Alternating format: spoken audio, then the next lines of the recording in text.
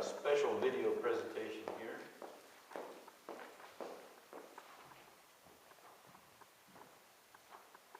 It's hard being the preacher's wife. You get to do everything by yourself. We appreciate her. She does quite a bit, and yes, I do appreciate her too. Okay. Cindy, could you turn off the lights for us, please?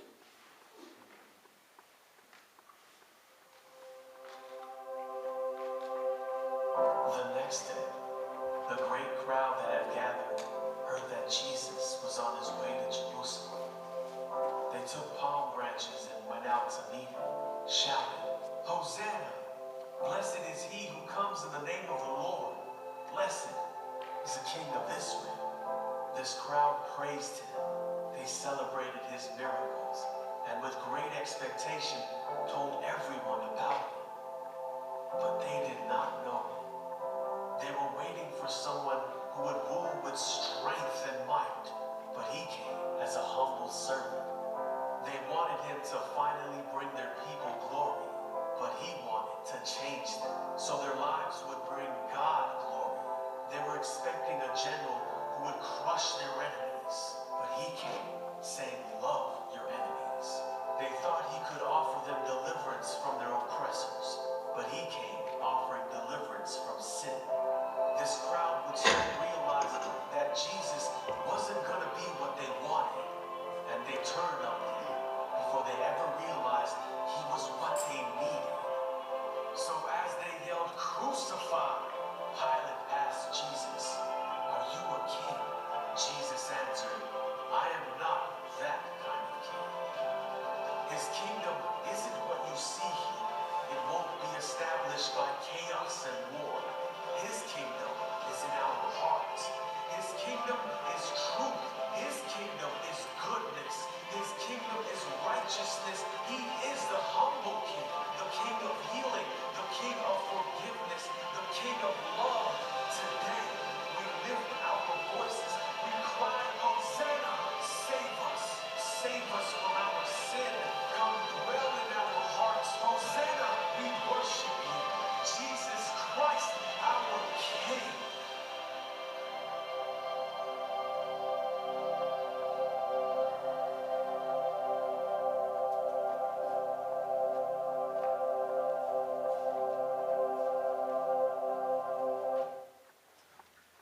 Jesus Christ, our King. When we say the word king, what's the first image that comes to mind? For all the people that haven't been here in a while, and for you new folks, this is an interactive service. Feel free to shout out if you have something to say, please. When we say the image, or when we say the word king, what image comes to your mind? I think about the royal family in England. Yeah, long robes and a crown. Yeah, long robes and a crown, right? You guys that are more adventurous, you're probably going to picture like King Arthur, right? He's the champion king, comes right in with a sword, slashing and bashing, and he crushes his enemies, and he does all things for good until they kill him.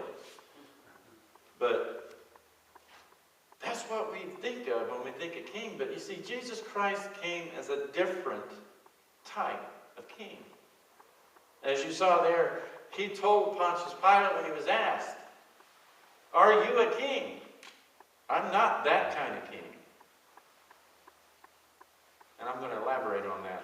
What he meant by that was, I'm not the kind of king that runs in, crushing my enemies under my feet. I don't tear down the gates to your city and burn all of the buildings and leave your people wanting and suffering. I don't conquer you and against your will make you do the things you don't want to do out of fear of your life. I'm not the king that punishes you and puts you in a prison cell because you didn't pay my taxes. I'm not the kind of king that wants to take your life and make you live it the way you don't want to. Alone, scared, sick. No. He's the king that wants to give you the things the other kings take away. He wants to give you a life without oppression. He wants to give you a life to where the oppression doesn't matter because you can't hold back what He's offering. True forgiveness can't be stopped. It's one of the few things in this world that can. Along with our ability, it seems like, to mess up stuff that's good. Sometimes we have it good, and then out of our own ignorance, we make it worse. We let the sins of this world corrupt it. And that's why this king is not like other kings. This king is incorruptible. This king is forever in your service. And that's a novel ideal for a king. He's supposed to be self-serving, isn't he? He's supposed to be sitting on his throne passing judgment and counting his taxes and seeing how many nights he can get together to show how strong he is and big and proud to the world, right? But that's not this king.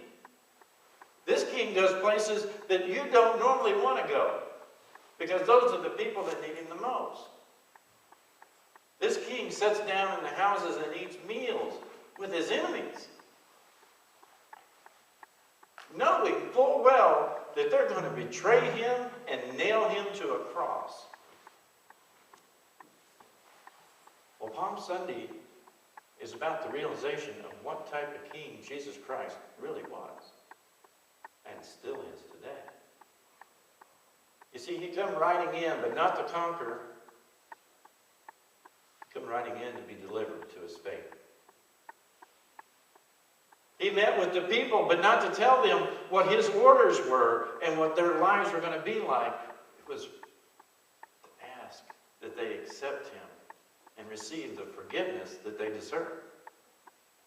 When they saw him coming in, they ran out and they grabbed their palm leaves and they laid him on the street and they said, "Rejoice, rejoice, the king is coming."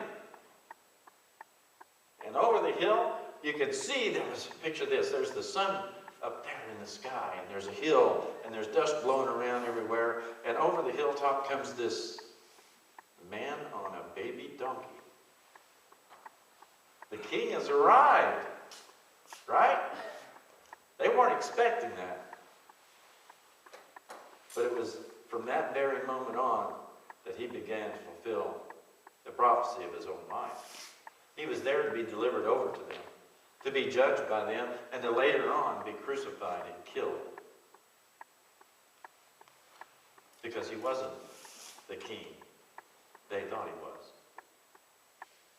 He was the king of so much more. He wasn't the king that was going to come in and overthrow the people that were in power, even though they were scared. You have to remember, it was just a few days before this, he raised a man from the dead.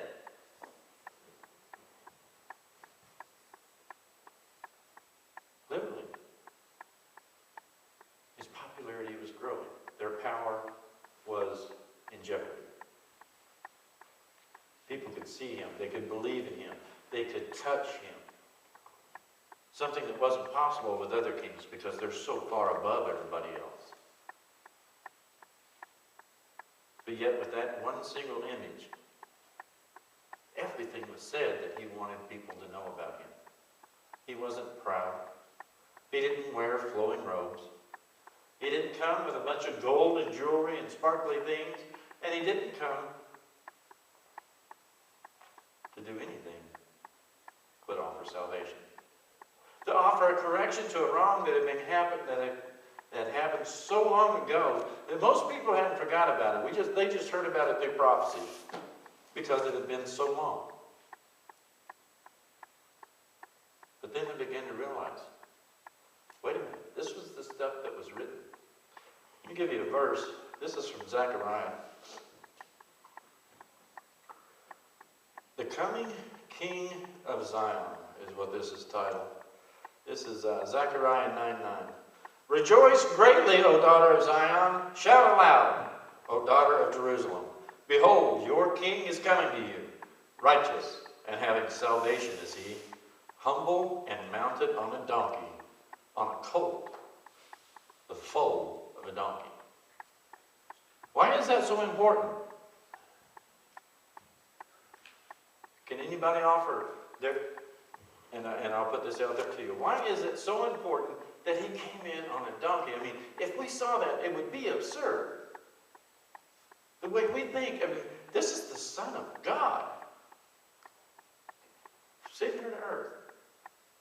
And instead of riding in on beams of sunshine and wings of angels, he comes in on a donkey, a beast of burden, to offer himself in service. How do you take that? Well, as was evident by the result of his return, I'd say people didn't take it very well. They weren't ready for a new image of a king. Not this type of king. But yet, to this day, we're told to rejoice. The king is coming. To this day, we're told, not only did he arrive there to be sacrificed for your sins and for my sins and for countless others, but he was also delivered there so that he could begin preparing for his return. I affected somebody, they fell over.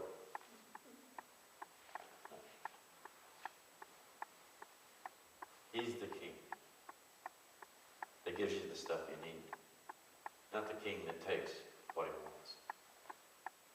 And if you serve this world and you live in this world, then you are subject to the rule of what I like to call the king of reality. Because we don't live in a day, not only like they were back then, but how many of you have seen a baby donkey lately? It's not like they've got it on every corner. How many of you have seen people carrying palm leaves before today? Not since last year. Exactly. It's been a while because usually they're carrying them to burn them, right? Get them cleaned up out of their yard. But on this day, the people that knew Jesus Christ had these words to say. Rejoice. Rejoice. The King has returned. The King is here. The King is coming. And for those of us today, the King is yet to return. But he will. And when that day comes, we're going to be ready. We're going to do as they said here. We're going to rejoice. We're going to sing aloud. We're going to grab palm leaves and put on the road before him. We're going to do anything we can to let him know we finally get it. We finally realize what it was all about. You sacrificed yourself. Probably the most important and significant person to ever be born sacrificed himself so that someone like me could be saved. Not how I could be, not how I should be, but how I am. You see, he loves us because we are not perfect. In our need for him, he is made whole. His true strength is revealed. Raise your hand if you can raise the sunshine in the morning. No. What about put it to bed at night? No. Can you bring somebody back from the dead? Not without him. Remember, when he left us, he said, I leave you here to work in my name and to do miracles greater than I. He gave us that power. And what have we done with it? What are we going to do with it? And now that we know better, what are we going to do about it? That sacrifice that he made on that day was for people to finally see. You don't have to be a certain way. You don't have to dress a certain way. You don't have to walk or talk or have so much money or drive the right car. Your kids don't have to go to the best school. All you got to be is you. As beautiful and wonderful as you are, flawed and imperfect. Because the worse off you are, the greater His strength is in your life. Now there's something to think about. The weaker you are, the greater His strength is in your life. The more complete He is in His service to you. And that's all He's ever asked. So today I'm going to say to you, and I'm going to say to other people, I'm going to say to anybody that will listen, Father, I'm weak. I can't carry this burden alone. And He will take it. Father, I can't go any further in this life.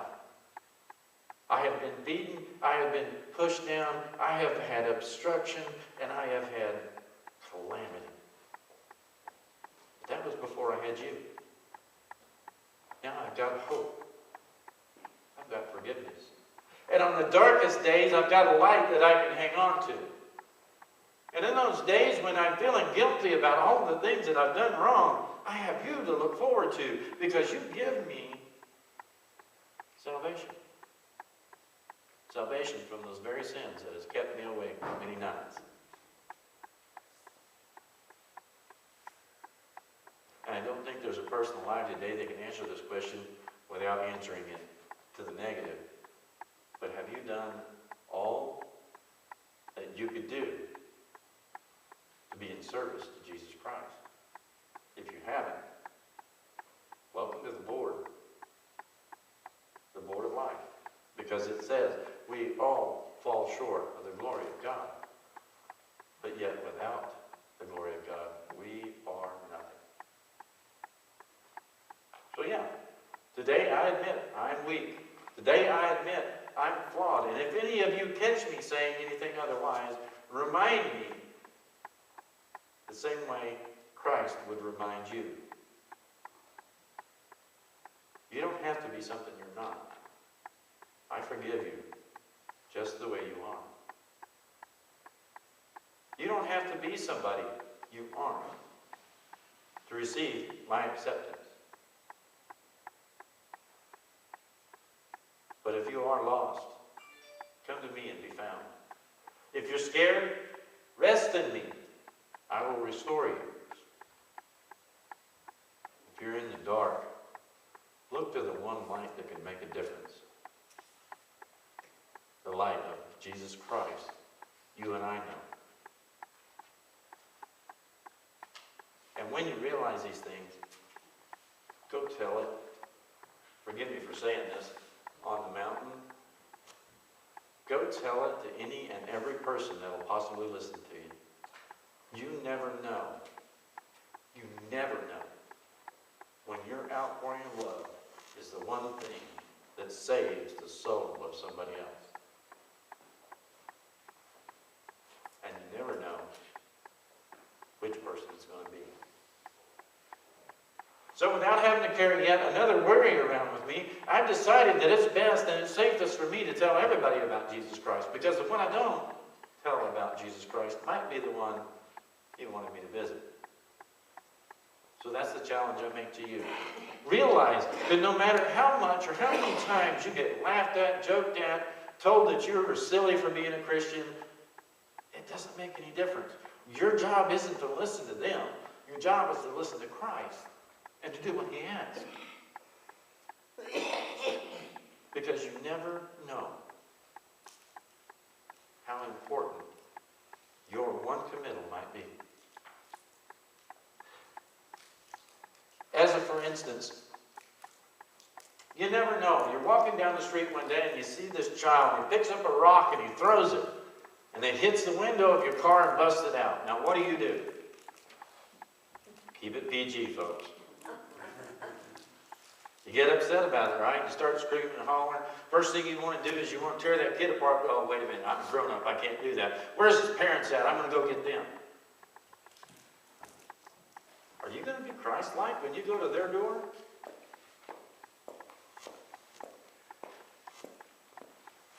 Because if you're not, that might be the one that gets away. You don't know that that child might be on the street corner doing the things that he's doing because he wasn't taught any better, because his parents weren't taught any better, and nobody else in the other families before them, the other generations before them, have known any better. Until the day you visit and say, hey, wait a minute. Don't you realize you're not supposed to let your children throw rocks at cars? Don't you realize that if you don't teach them how to love other people will never show them the love they're trying to get? Or are we going to let this tragedy repeat itself for several more generations in your family? Think about it. What kind of king would you be? Would you come riding in with your sword drawn and your war horses trampling the earth and crush those who would upset you? Or are you going to be the kind of king that Jesus Christ was? The kind that comes to serve, not to be served. The kind that comes to make a difference. So before we leave here today, that's the one thing I want to impress on you. This is Palm Sunday. I want you to take the things in your life that you no longer want, that you want Jesus Christ to pick up and carry for you, and He'll do it. But I want you to imagine them on the very leaves of this palm, and I want you to get rid of them. As you come forward today, before we sing, blessed be the tie that binds, lay your palm tree down. Put away all vestiges of the old king.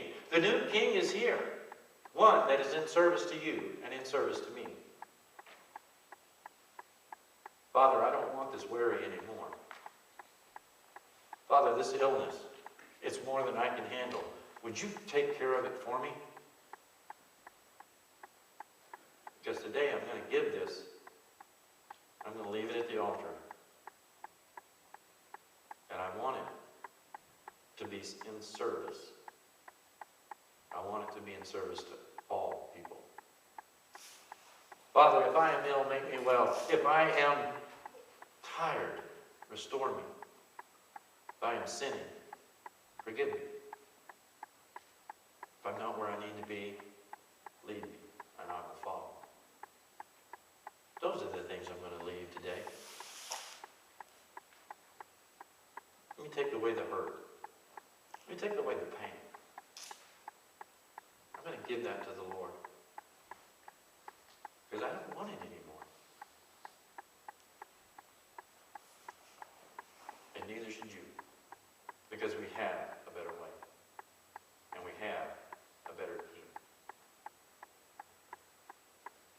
I pray today you've met.